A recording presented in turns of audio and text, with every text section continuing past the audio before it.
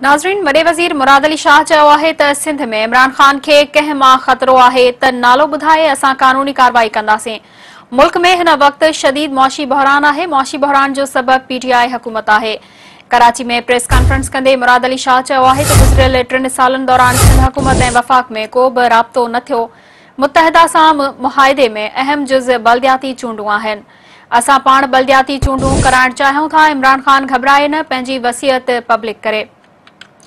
वज़ीर आला सिंध जो चवणु आहे त सूबे जी तरक़ी लाइ समूरियनि जमायतनि सां गॾिजी कमु कंदासीं। कराची चैंबर सां गॾिजी शहर जी तरक़ी लाइ कमु कयो वेंदो। असां कानून जी पासदारी ते यकीन रखूं था। नाज़रीन, हिकु भेरो ॿीहर अवां सां अहम ख़बर शेयर करे रहिया आहियूं। वॾे वज़ीर मुराद अली शाह चयो आहे त सिंध में इमरान ख़ान खे कंहिं मां ख़तरो आहे त नालो ॿुधाए असां कानूनी कार्रवाई कंदासीं। मुल्क में हिन वक़्तु शदीद मुआशी बहरान आहे। मुआशी बहरान जो सबब पीटीआई हुकूमत आहे। कराची में प्रेस कॉन्फ्रेंस कंदे मुराद अली शाह चयो आहे त गुज़िरियल 3 सालनि दौरान सिंध हुकूमत ऐं वफ़ाक़ में को बि राब्तो न थियो। मुतहदा सां मुआहिदे में अहम जुज़ बल्दियाती चूंडूं आहिनि।